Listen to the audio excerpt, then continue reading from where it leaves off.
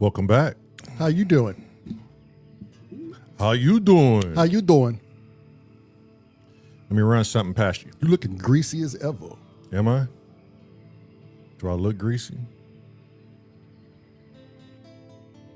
I look greasy? I know. I'm just Okay. talking ish. Let me run something past you. Mm-hmm. Before you answer it, I want you to think hard. You even got to say that. I know.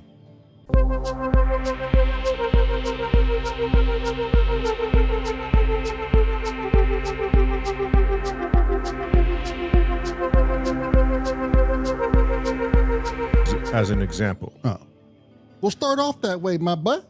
Before any of you guys blurt out an answer, I want you to think hard while I ask this. Don't be priming the gun. Let it prime itself. What are you doing? Look at me when I'm talking to you, man.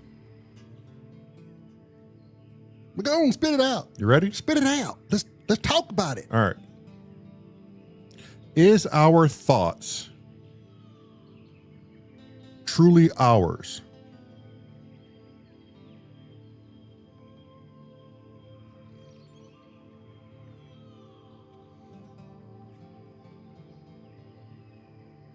I mean, who's doing the thinking for us if they're not? That would mean someone's doing the it's either they're doing the thinking for us or we're extrapolating some sort of conscious thought through the ether, like how we share ideas of, if I come up with a flying balloon, John 3,000 miles away comes up with the same idea, or we tapped in some sort of ethereal library, some sort of ether library. Is that what you're thinking?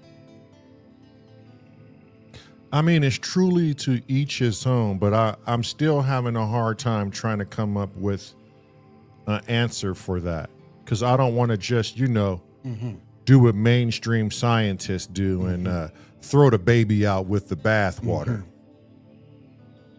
That's a horrible thing to do with a baby. When I think about a question like that, is our thoughts our own thoughts? And yet, there's so many shared ideas. And I mean, I guess when I look at that question, I ultimately keep coming up with the same thought in my mind, and that is, everything I've learned and understand and or understood has been taught to me from someone else's thoughts, ideations. So then I have to keep going back to, okay, so what is originally yours? Mine. I mean, you guys help me out with this. I mean, I see what you're building. I see the house you're building. You got a great base. I'm going to tell you that. Okay, you poured a solid foundation. I'm intrigued, my good sir. I have to narrow this down with you. How much is from them teaching us, and how much of that is me speaking on what I'm learning about? What? Yeah. Oh. If you're thinking about it, that leaves it up. It's so open. That means you're so moldable. Right. How much of your personality is you then? I mean, I guess that would go back to the question of who you are. Ay. And when people hurry up and answer that question, oh, I'm this, I'm that, I'm a father, or that's not exactly what I want to hear, but I mean, it's subjective. It is. I don't think there's a wrong answer, but slow down. And really give it some thought. Because this question I just presented, it is complex here. Hey, outside of genetics, do you think because if your mother raised you, right, and you think you're you, yourself, but how much of that is your mother as well? And her mother. And how much of that is in you that you've retained to maybe leech on to your personality? You would take the traits outside of genetics, that you would take the traits of the personality as well, right, of the parent. So how much molding has really been done to us? I mean, think about it. Mom was a nurse. She just retired. We went into the medical field with understanding. And we did it for quite some time. She suffers from a bleeding heart.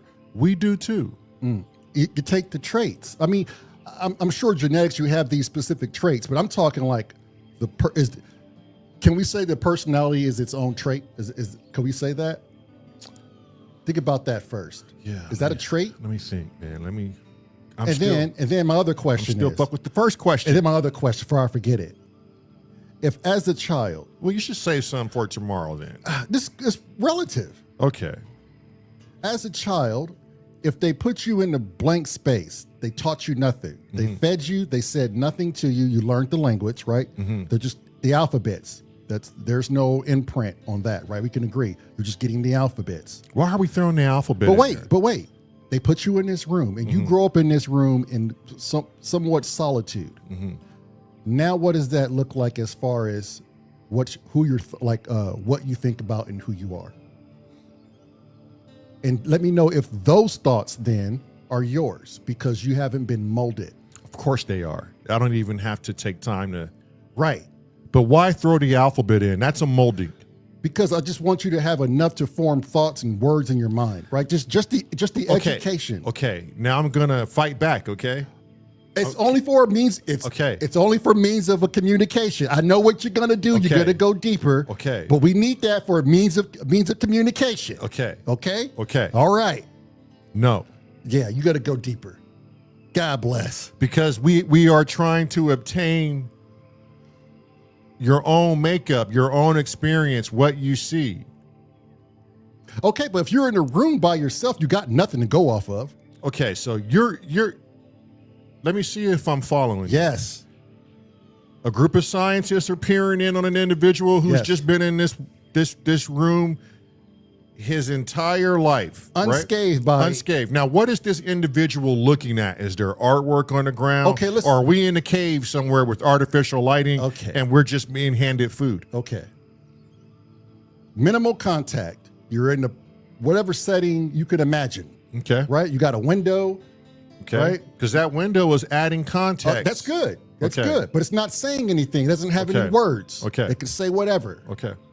The only vocabulary this person gets is the education of just knowing words and what they mean. So we can communicate. I'm just going to throw that in there. Okay. If I got to get down to the nitty gritty. Because you want to know what the person is experiencing. And I want to know what the person is thinking without anybody laying their imprint on them. So there has to be a form of communication. It's not like we can use telepathy or something. Yes. And if you don't use the communication form, then it would take years to teach a person how to communicate with us. And just to wrap up this wild little lucid scenario, what are those his thoughts then now?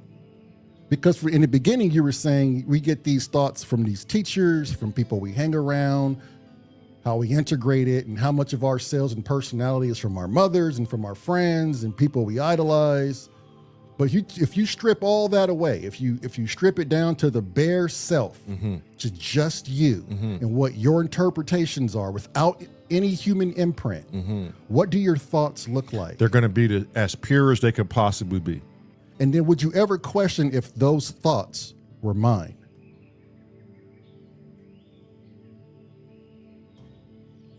Like because we're twins, or you would just be this random individual? Just this hypothetical scenario here.